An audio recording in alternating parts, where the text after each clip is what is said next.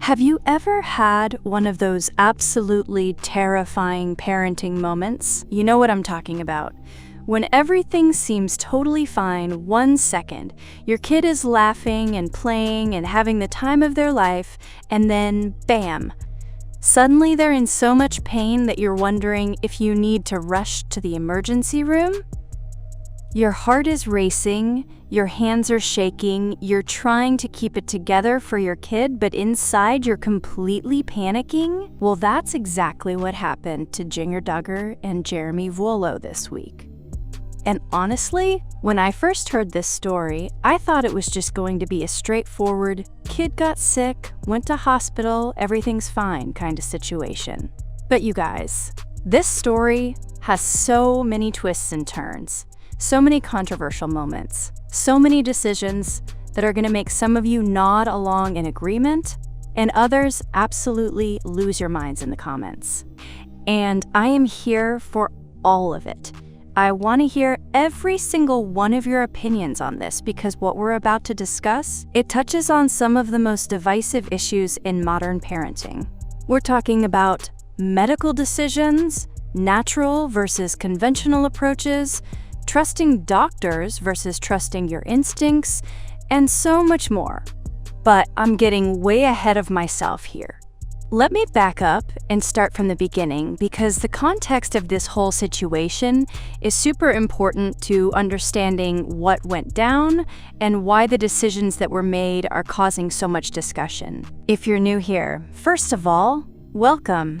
I'm Julie. And this is where we break down all the latest celebrity news, reality TV drama, and gossip. But we don't just skim the surface here. We dive deep. We ask the tough questions.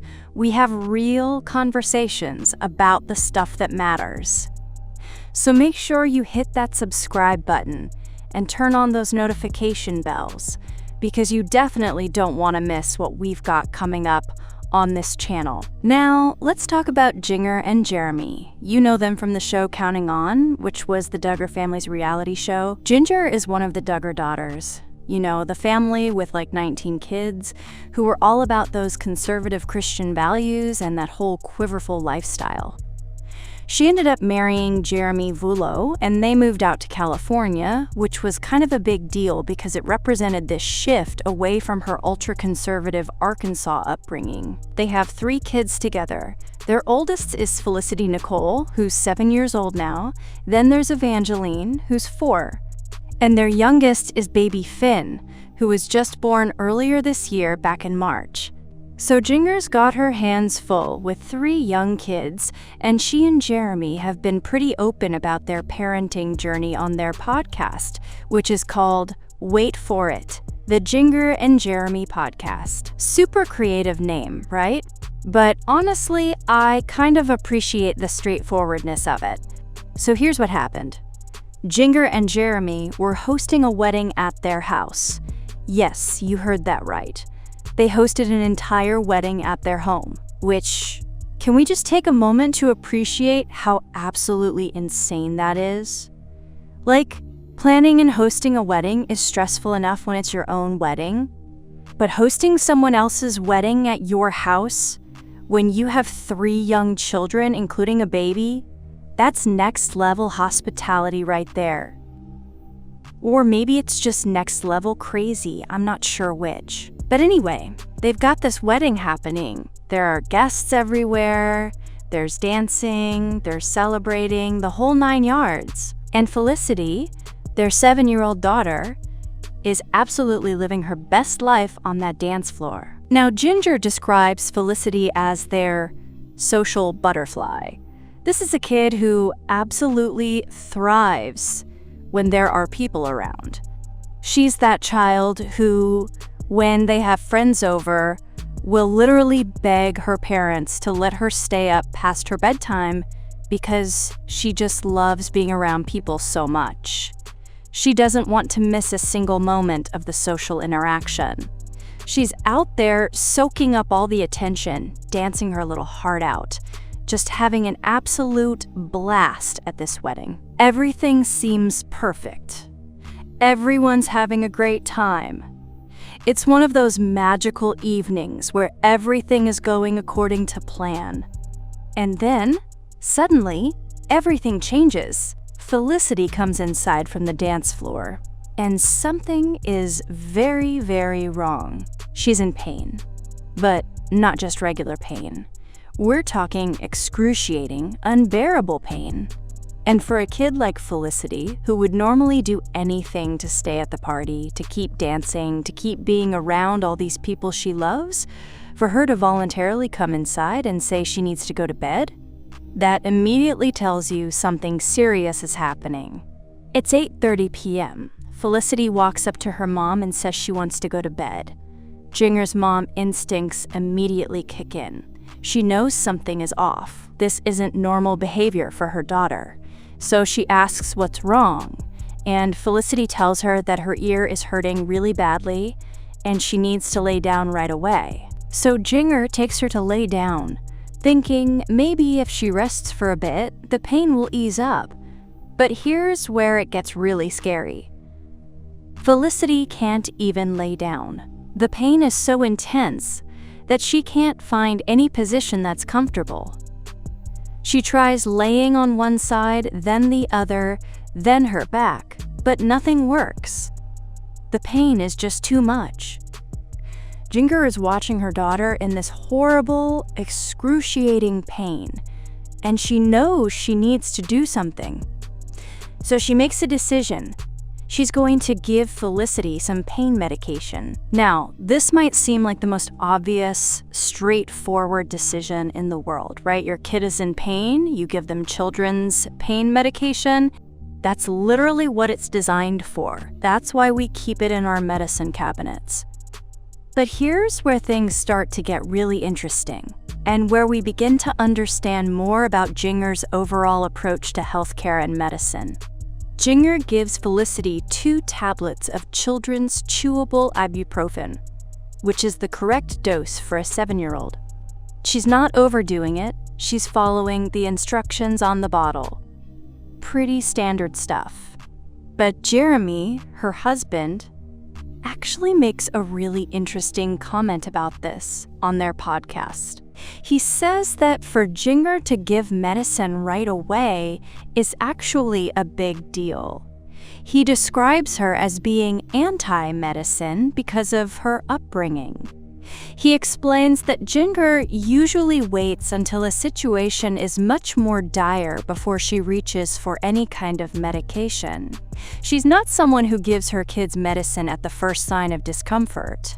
She typically takes a wait-and-see approach, preferring to let the body handle things naturally when possible. So when Jeremy gets the text from Jinger saying she's given Felicity ibuprofen, and remember, he's at another event at this time, he's not even home, his immediate thought is, oh wow, this must be really serious if Jinger is giving medicine right away.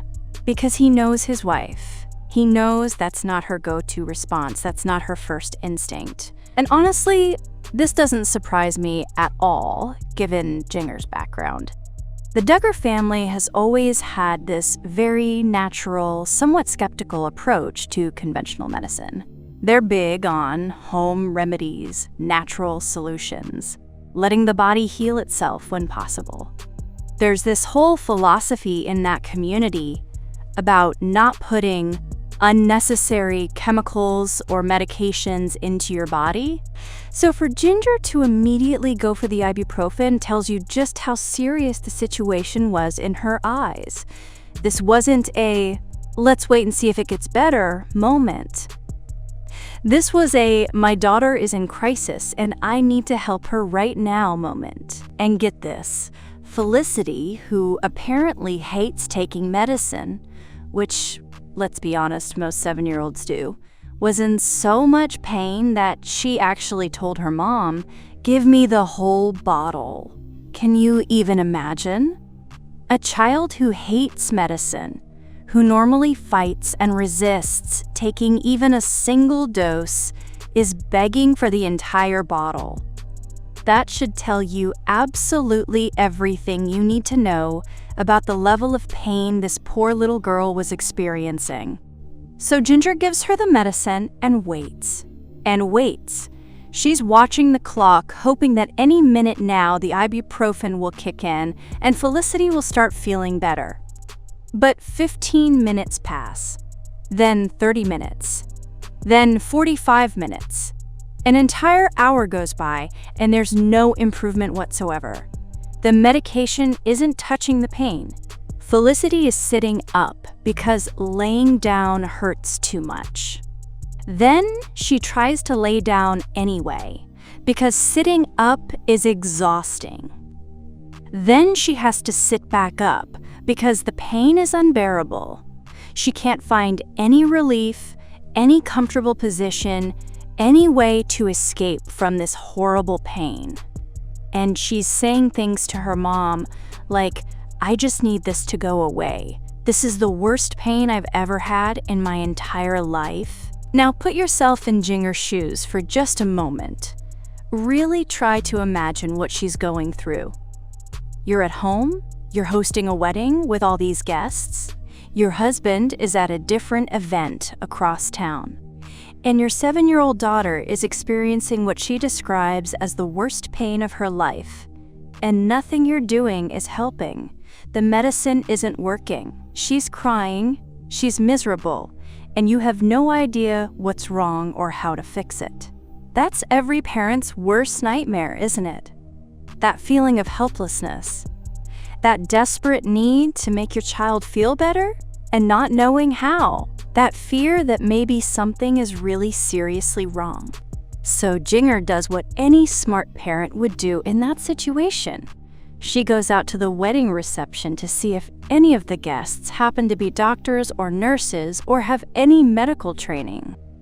Maybe someone can take a quick look at Felicity's ear and give her some guidance on what to do next. But unfortunately, by the time she goes out there to ask, there's nobody at the wedding with medical training who can help. However, the guests she does talk to all start saying the same thing. "You need to take her to the emergency room. This sounds serious. Her eardrum might have burst." Multiple people are telling her this independently, which obviously makes the situation feel even more urgent and scary. Now, here's something that I think is really interesting and kind of emblematic of modern parenting in the digital age. Jinger pulls out her phone and types Felicity's symptoms into ChatGPT. Yes, the artificial intelligence chatbot. She describes what's happening with her daughter, and ChatGPT tells her the exact same thing the wedding guests were saying. Take her to the emergency room immediately. Now, I can already hear some of you going, "Wait, she asked ChatGPT for medical advice? Are you serious right now?" And look, I totally get that reaction. Using AI for medical advice seems wild. It seems irresponsible. It seems like something you should absolutely not do. But let me play devil's advocate for just a second here. When you're in a panic, when your child is suffering, and you're trying to figure out if something is ER worthy or if you can handle it at home, I kind of understand wanting to gather as much information as possible from any available source. Is ChatGPT a substitute for actual medical care? Absolutely not. Should you rely on it to diagnose conditions? Definitely not. But is one data point among many when you're making a decision about whether to seek emergency care? I mean, at least she was trying to be informed, rather than just guessing randomly. And to be fair to Jinger, she wasn't only asking ChatGPT. She was also asking actual human beings with life experience. She was gathering information from multiple sources and trying to make the best decision she could with the information available to her in that moment. What do you guys think about using AI for health questions? Is it ever appropriate, even just as a starting point? Or should we absolutely never consult AI about medical issues? Drop your thoughts in the comments, because I'm genuinely curious where people stand on this. By the time Jeremy gets home from his event, they're ready to take Felicity to the hospital. They load her up in the car and head to the emergency room. And this is where something really interesting happens. Something that's actually going to become really important to understanding the controversial decisions that come later in this story. By the time they actually arrive at the ER and get Felicity checked in, she tells her dad that her ear popped, and it feels better. Jeremy described her appearance at that point. Her eyes were bloodshot from crying so hard for so long, but she wasn't actively in pain anymore. The excruciating, unbearable pain that had been torturing her for over an hour had suddenly stopped. They're literally standing in line to check in at the emergency room, and Felicity looks up at her dad and says, "Dad, my ear popped and it feels better." And then, and I absolutely love this part, this 7-year-old girl adds, "But we should still get it checked out." How incredibly mature and smart is that? Even though she's feeling better, even though the immediate crisis has passed, she recognizes that they should still have a medical professional examine her ear to make sure everything is okay. That's some seriously good parenting right there. Teaching your kids to take their health seriously and not just ignore problems because they've temporarily improved. Thanks so much for watching, everyone. I'll see you in the next one.